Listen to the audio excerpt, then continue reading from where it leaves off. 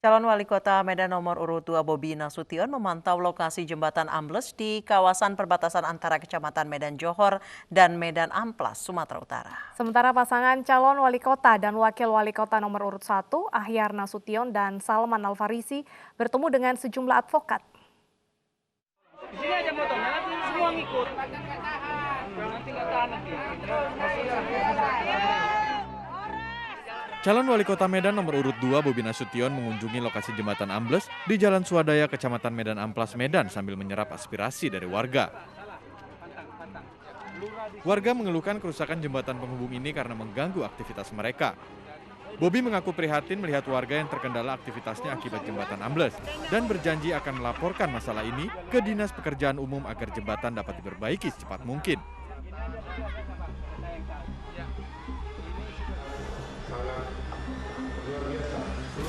Sementara itu, calon wali kota dan wakil wali kota Medan nomor urut 1, Ahyar Nasution dan Salman Al-Farisi bertemu dengan sejumlah advokat yang tergabung dalam tim advokat aman.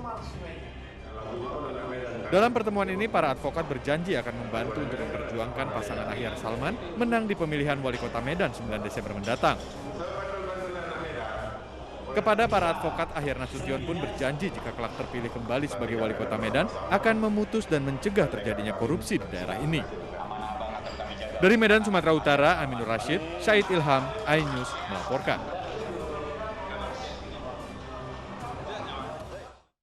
Pemirsa, perhelatan Pilkada Kabupaten Tasikmalaya, Jawa Barat mulai memanas. 22 mantan pengurus sekaligus kader aktif PDI Perjuangan Kabupaten Tasikmalaya mendeklarasikan diri dan mengalihkan dukungannya ke pasangan calon nomor urut 1 Aziz Rismaya dan Haris Sanjaya yang diusung oleh Partai Gerindra dan Partai Demokrat.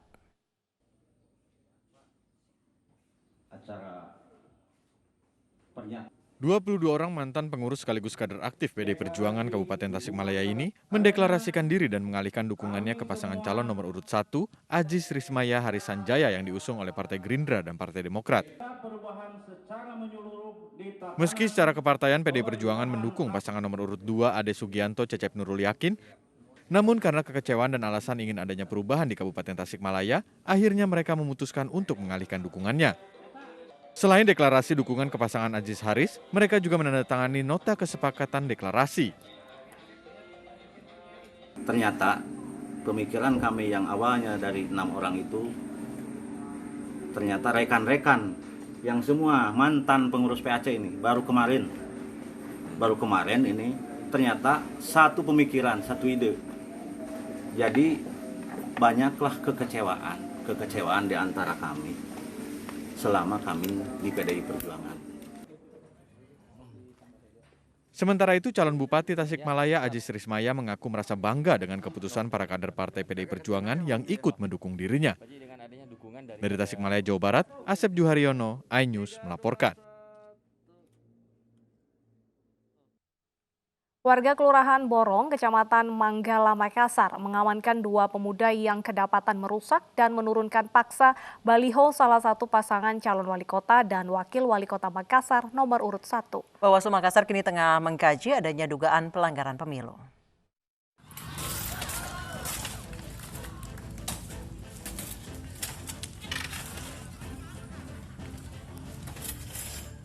Video amatir warga berdurasi 1 menit lebih ini merekam aksi sejumlah pemuda saat merusak baliho paslon wali kota dan wakil wali kota Makassar nomor urut 1, Ramdan Pomanto dan Fatmawati di Jalan Andi Pangeran Veterani Makassar, Sulawesi Selatan.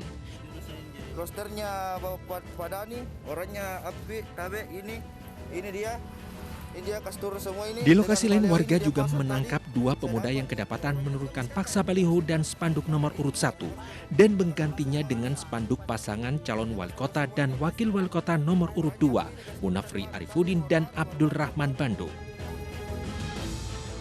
Badan Pengawas Pemilu Bawaslu Kota Makassar yang menerima aduan warga segera mengkaji laporan warga bersama penyelenggara pilkada lainnya melalui Senter Gakumdu terkait adanya indikasi dugaan pelanggaran pemilu. Kemarin sekitar jam 2 pagi, jam 2 ya antara jam 2 jam 3 pagi itu kami menerima laporan terkait soal perusakan penurunan dan pengerusakan baliho Nah itu baru kemarin pagi, dini hari kita terima, dan sekarang proses yang dilakukan Bawaslu ini sementara dalam kajian kita. Jadi mekanisme penanganan pelanggaran di Bawaslu itu ketika kita menerima laporan, kita harus melakukan kajian dulu untuk itu sebelum kemudian kita pastikan bahwa ini bisa diproses kasusnya. Dan hari ini terakhir kami akan melakukan kajian, kalau memang diputuskan untuk ditindaklanjuti, jika memenuhi syarat maka itu akan dibahas di Sentra Gakumdu besok. Bawaslu Kota Makassar juga akan memeriksa 2 pemuda yang tertangkap warga menurunkan baliho, terutama perannya saat merusak dan menurunkan paksa baliho pasangan calon nomor urut 1 dan menggantinya dengan baliho pasangan calon nomor urut 2. Dari Makassar, Sulawesi Selatan, Yol Yusfin, iNews melaporkan. Badan Pengawas Pemilu Jawa Timur akan lebih selektif dalam mengawasi tahapan kampanye para calon kepala daerah pada Pilkada Serentak 2020. Para calon kepala daerah diharapkan tidak memobilisasi massa dalam jumlah besar dan lebih menekankan pada metode kampanye secara virtual atau daring.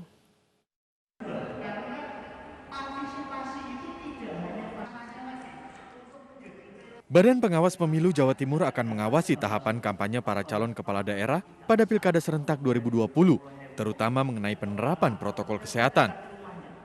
Divisi Pengawasan dan Hubungan Antar Lembaga Bawaslu Jawa Timur Aang Kunaifi menjelaskan bahwa semua paslon dalam melaksanakan kegiatan kampanye di tanggal 26 November hingga 5 Desember mendatang diwajibkan tetap memperhatikan kedisiplinan protokol kesehatan.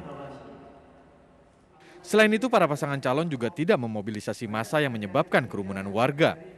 Jadi memang tingkat pengawasan kami pada penyelenggaraan Pilkada 2020 harus lebih selektif, harus kemudian lebih intensif berkoordinasi dengan beberapa pihak yang berkaitan dengan protokol kesehatan, misal dengan gugus tugas di tingkat kabupaten kota maupun pihak kepolisian, bila mana itu kegiatan kampanye yang dilakukan oleh pasangan calon melebihi dari jumlah yang ditentukan melalui peraturan KPU. Di masa pandemi ini, setiap calon kepala daerah diharapkan lebih memprioritaskan kampanye virtual atau daring. Dari Bojonegoro, Jawa Timur, Dedi Mahdi, iNews melaporkan.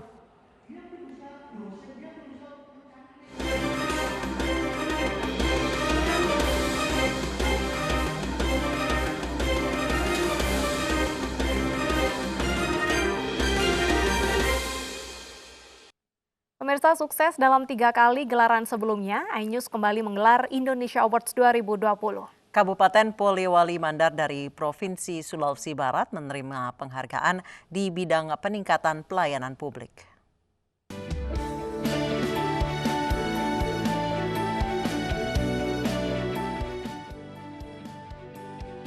iNews kembali menggelar Indonesia Award 2020 yang bertajuk Kebanggaan Indonesia pada Rabu 7 Oktober lalu. Indonesia Awards merupakan ajang penghargaan bagi tokoh dan lembaga pemerintah maupun non-pemerintah. Pemberian penghargaan ini sebagai apresiasi atas dedikasi, prestasi, dan konsistensi dalam membangun negeri. Dalam malam penghargaan tersebut, Kabupaten Polewali Mandar dari Provinsi Sulawesi Barat menerima penghargaan di bidang peningkatan pelayanan publik. Bupati Polewali Mandar Andi Ibrahim Masdar berterima kasih kepada berbagai kalangan termasuk masyarakat Polewali Mandar atas apresiasi yang diterimanya. Ya, pertama saya terima kasih kepada MNC atas juga kepada juri atas penilaian, di mana kami Pemda dari Polewali Mandar sudah bekerja semaksimal mungkin, tapi ini bukan kerja saya sendiri. Ini adalah kerja seluruh ASN yang ada di Polewali Mandar, para Forkopimda, dan juga berkat dukungan masyarakat, sehingga saya bisa mendapatkan penghargaan ini. Tanpa dukungan dari masyarakat, saya kira kami dari Pemda Polewali Mandar tidak bisa berbuat apa-apa.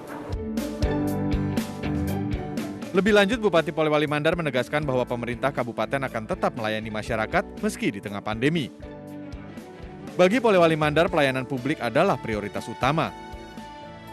Dari Jakarta, Rian Rahman, Andri Setiawan, iNews melaporkan.